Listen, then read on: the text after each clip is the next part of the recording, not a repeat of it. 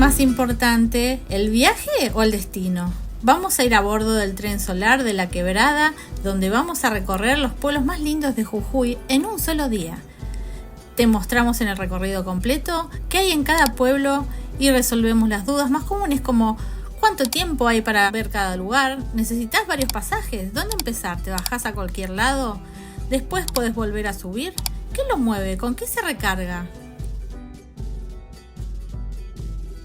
El tren solar recorre la quebrada de Humahuaca, siguiendo la ruta 9 y bordeando el Río Grande durante 42 kilómetros. Nosotros comenzamos desde el medio, ya que llegamos en auto a Purmamarca. Llegamos y no entendíamos bien el recorrido del tren, las tarifas, si es de ida, si es de vuelta, solo ida. Era ida y vuelta, sí.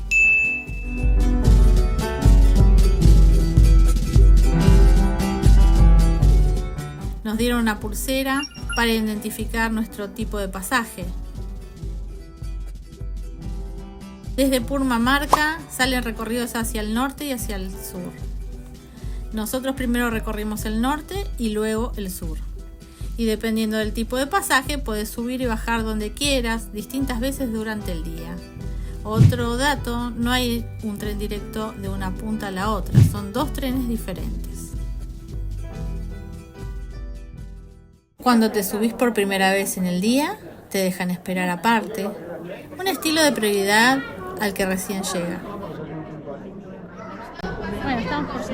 Acá el turista debe adaptar su energía a la tranquilidad del pueblo. El interior del tren está muy bueno, los asientos son rebatibles y además el tren tiene una experiencia visual maravillosa con ventanas enormes hasta en el techo.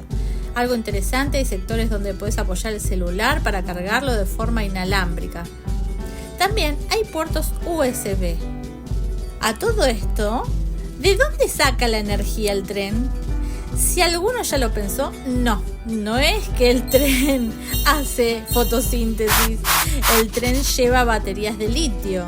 Se lo enchufa en las estaciones y se recarga por completo en media hora. Jujuy tiene una de las zonas con más radiación solar del mundo. Durante el recorrido hay guías explicando la historia de la quebrada, las estaciones y distintos datos de la zona. Desde aquí abajo se logra ver el cerro iluminado por las linternas de los peregrinos que bajan de noche o bien que están subiendo. Y ella vive permanentemente así. Y ella mantiene la capilla abierta y custodia la imagen de la Virgen. Y ahora estamos pasando por una zona donde a principio de año se ha desbordado este río que grande y afectó a la vía. ¿Sí? Es por eso que está todo este trabajo reciente. La primera estación del recorrido es Volcán, que está prácticamente pegada al pueblo y tiene una historia bastante fuerte. Volcán que está allá. Una luz. Hubo una luz. Ajá. Bajo tierra y también rocas, piedras, quedó todo inundado, todo bajo el lodo. El agua llegó hasta el techo. Sí. Y después suena la alarma del pueblo y se tienen que retirar hacia la parte más al sur. Cosa que para mirar, vamos a mirar. ¿Cómo se dice? Guantecitos. Ay, qué lindo guante. Buen día, dice, buenas tardes. La siguiente parada es Tumbaya. Acá la estación queda aproximadamente a 4 cuadras del pueblo, así que llegar caminando es bastante rápido. Ahí está. Bien. Bueno, y ahora nos dirigimos hacia el trencito de vuelta porque tenemos que subir, porque tenemos que ir hacia allá la terminación. Purmamarca. Nos comentaba la guía que está por allá, sí, que dentro de la iglesia, que se encuentra arriba de la montaña, hay pinturas que fueron traídas de Cusco. Y algo que empieza a repetirse durante todo el recorrido es la presencia del Río Grande. El tren prácticamente avanza acompañándolo todo el tiempo, mientras sigue el trazado de la ruta 9. Después aparece Purmamarca a 2.324 metros sobre el nivel del mar, pueblo de la Tierra Virgen, donde yace el bellísimo Cerro de los 7 Colores. Acá es donde dejamos el auto, jaja. La estación no queda pegada al pueblo. Desde la estación hasta el centro hay aproximadamente 3,9 kilómetros y unos 47 minutos caminando. Apenas llegás, empieza a aparecer mercados, ropa de lana, artesanías, música sonando en las calles y puestos por todos lados. Antes de llegar a la próxima estación, atravesamos una zona de viñedos. Aquí se cultivan uvas a más de 2000 metros de altura, con climas secos y gran amplitud térmica. Llegando a Posta de Hornillos, les cuento que es distinta al resto, porque acá no hay un pueblo alrededor, sino un museo histórico que funciona como tal desde 1979. Construido en 1772, era la posta lugar del relevo de la caballada. Funcionaba como un punto clave de descanso en la antigua y estratégica ruta al Alto Perú y sirvió como cuartel militar para el emblemático Ejército del Norte y cobijó en sus habitaciones los planes y secretos de próceres como Belgrano y Güemes. Maimará es un pintoresco pueblo donde yace una formación geológica constituida por cerros coloridos conocidos como la paleta del pintor. Dicen que Maimará significa estrella que cae en lenguas originarias. A 2.334 metros sobre el nivel del mar alberga los carnavales y celebraciones más auténticos. Se destaca la Bajada del Diablo.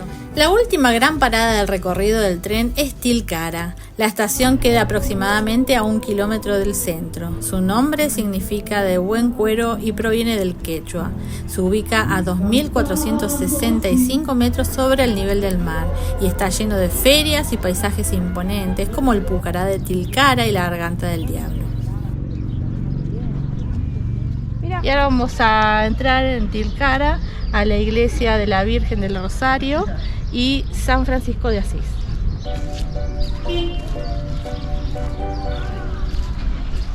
Hermosa. Bueno, Joseph Alexo de Alberro mandó construir un nuevo templo simultáneamente con el de Tumbaya. Después de sucesivas refacciones fue terminada en 1875. Se diferencia de la mayoría de las iglesias no solo por su tamaño, sino por su doble campanario. Después de la conquista, estos pueblos fueron sometidos al régimen de encomienda, siendo obligados a recibir y trabajar por temporadas, donde muchas personas eran explotadas por los encomenderos españoles. Bueno, acá estamos, vamos a comer un licuorcito. Sorpresa, lo que nos pedimos va a ser una sorpresa.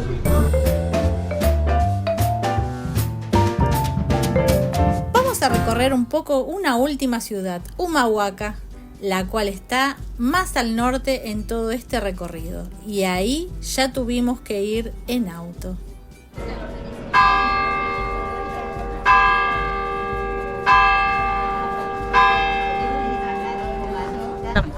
Ahora estamos en Humahuaca.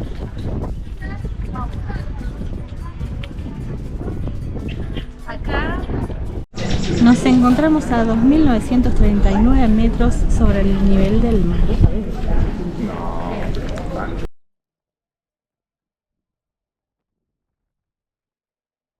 Subimos hasta el monumento a los héroes de la independencia, un grupo escultórico inaugurado en 1950. El monumento tiene la forma de una proa construida en la punta del cerro, mirando hacia la plaza central de la ciudad, a la cual se asciende por una escalinata. este cardón nos dijeron que está protegido por las leyes nacionales. Sí, tiene unos pinchos muy grandes. Si vos lo ves desde acá, ya te da una impresión que no tenés ganas de acercarte porque te quedas pinchado totalmente. Después de todo el recorrido, la sensación que queda es que el tren solar no es solamente un medio de transporte, es una forma distinta de recorrer la quebrada. Es una demostración del avance tecnológico en el país que ayuda a conocer y difundir la belleza de la cultura norteña. Gracias por compartir este contenido y te pido que compartas, que pongas me gusta, que te suscribas a nuestro canal.